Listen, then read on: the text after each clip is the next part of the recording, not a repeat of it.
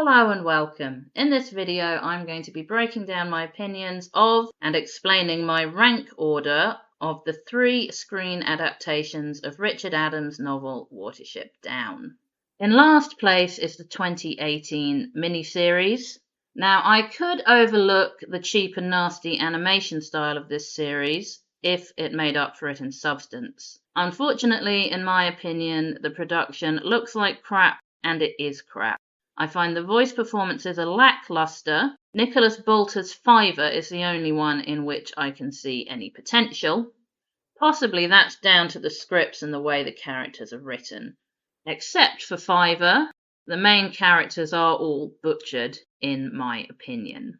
Often for the sake of some kind of dramatic effect. For instance, all the rabbits leaping onto a dustbin lid that is floating on the river during a dramatic chase is no substitute for the characterization of Hazel, Blackberry, Bigwig, Fiver, and Pipkin. When Fiver and Pipkin are too tired to swim from the dog that's loose in the wood, Hazel won't leave them, Blackberry has the idea of putting them on the flotsam, and Bigwig cottons on and cooperates. In fact, Pipkin isn't even in this production. Of all the rabbits you can leave out, and there are several, in my opinion, Pipkin is not one of them.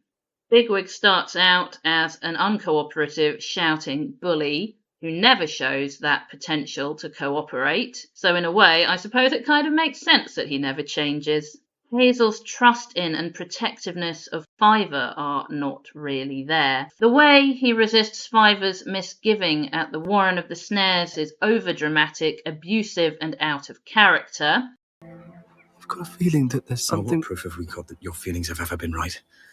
Why didn't you have a feeling about the birds who attacked us? Maybe the truth is that there never was anything bad back at the old Warren. Maybe we left everything behind because of you for no reason. Maybe I left you for no reason. I will just acknowledge that Richard Adams said rabbits are not ashamed to use force and Fiver is bullied into going down the hole, but that's physically. Hazel doesn't speak abusively to him. There are things that the production has time to go into detail about, and the Warren of the Snares is one of them. But again, it misses the point when Hazel digs out the peg off his own bat. This totally obliterates Blackberry's role and does not show that Hazel is a good leader in spite of his lack of understanding, for which he has to delegate. Cowslip talks explicitly about what's going on at the Warren, which totally undermines the point of these rabbits lying to themselves as well as each other. The relationship with Keehaw, in spite of the time available, is rushed. They never seem to gain his confidence. He finds Ephrafa, even though he doesn't want to. Our Warren needs days. Stupid rabbits. He crash lands rather than actively helping these creatures who have, against nature, saved his life and gained his trust. Ephrafa is another thing that they have time to go into in detail. There is a version of Woundwort's backstory in this weird kind of home movie style. But the most memorable thing for me about Ephrafa is that after the Watership rabbits have got Clover and Haystack out of the hutch at the farm, Clover ends up going to Ephrafa, which is totally against Adams's portrayal of the hutch rabbits, who would never, as everyone in the book knows, survive a baptism of fire like that. This is an overzealous attempt to make more of the female characters. I understand the intention. I believe it could be done without totally changing those characters and going against what Richard Adams intended. I just hate it.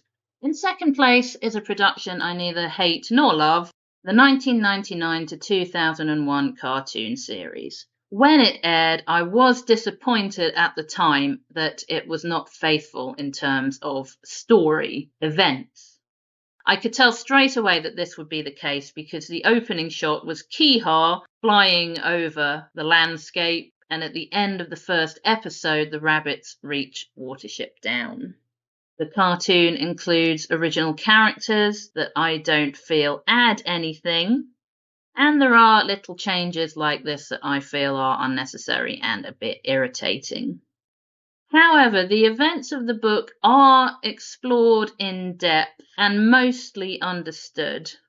For instance, they are able to go into detail at the Warren of the Snares again. Unfortunately, because they've already found Watership Down, there's not really any reason for the rabbits to want to stay there, except that they get Flayra and they have it easy, which makes them come across as a bit shallow. And again, they have to cope with Bigwig in the snare without the help of Blackberry, who isn't with them. Now, Blackberry is gender swapped. Actually, so is Strawberry in 2018, but that is a mere nothing. But Blackberry being gender swapped, I don't think in itself is necessarily a good thing or a bad thing. I think it's gone against the intention of having more prominent female characters with agency, because the Blackberry of the cartoon is then sidelined. Other characters are well treated, and in the true sense of the word adaptation, a few minor characters in the book are taken and appropriately expanded. And the prime example of this is the Ephrafa captains, Campion and Vervain, both of whom appear in the book relatively briefly. Campion is presented as an Ephrafa officer with integrity, and he cooperates with the Watership Rabbits after the defeat of the general. Vervain, on the other hand, is a cowardly bully, and this cartoon takes those two characters and makes them a contrast to each other and makes them major characters within the Ephrafa setting. Pipkin is a child. He's representing things such as innocence and purity. This is a clear adaptation from Adams's vision of the small, timid rabbit who finds his courage and is inspired by Hazel and is loyal to him in this very kind of pure, innocent way. The animation style is very kind of nice looking. It's very anthropomorphic. It does shout children's cartoon, which is fine with me. Some changes for the kids I feel are unnecessary. Names, for instance, El Herrera is shortened to El Ra, so Prince with the enemies rather than the 1,000 enemies. And Heisenflay, which is fine for a child to pronounce, becomes Primrose. Another thing that they take from Richard Adams is the El Herrera or El Ra stories, which are heavily utilised. And again, true to Richard Adams, Dandelion is the storyteller and he is bigged up in this role. Now, a couple of times, to entertain the children and to get some storylines into season 2, these El Herrera stories are utilised, acted out by the protagonists, and I find that rather silly. But then season 2 does have some silly stories, most memorably for me going on a bus to the beach, which is not the kind of thing Richard Adams had in mind. And then there is a season 3 with different companies involved, which is so weird and so far removed from the source material, I've only been able to watch it once. And after not very many years, I did find I'd had enough of season 1 and season 2.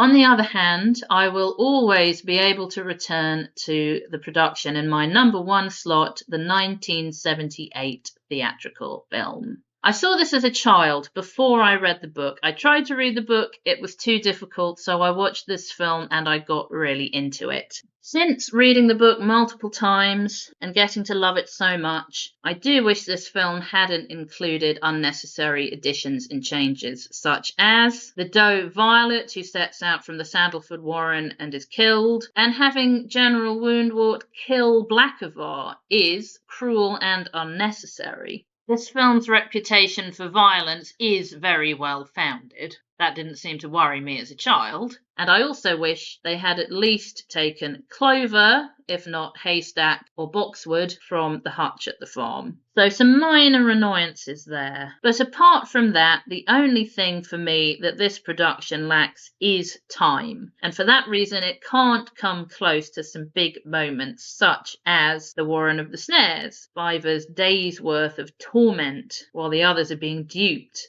The delay of Bigwig taking the does out of Ephrafa and having to hold his nerve and the fear that he experiences. That growth of Pipkin that I mentioned. He never clearly finds his courage in this production. He's timid all the way through. So in all of these, Pipkin's personal journey never comes across for 3 totally different reasons. With all that said, the character designs and the animalistic rather than the anthropomorphic animation feels very true to Richard Adams's descriptions and his vision. The understanding of story and character shown in the script and in the performances of such actors as John Hurt as Hazel, Richard Briers as Fiver, Michael Graham Cox as Bigwig is all impeccable. So taking again that example of the Warren of the Snares, it's very short, it's rushed, and yet everyone's role comes across, including Cowslips. He wouldn't come. He told me to stop talking about it. He told you what? The dialogue is lifted directly from the book or slightly rephrased for succinctness, and I love that. It's Adams's vision. It is the bare bones of Adams's vision. And quite honestly, I wouldn't recommend anyone to watch it without reading the book, because the details of the book are needed to add to that understanding that you can get from the film. So, no adaptation is perfect, and the two series, which had 4 hours or had 13, 26, 39 episodes, I feel really are wasted opportunities to make an absolutely faithful adaptation of this wonderful book, which the film simply didn't have time for.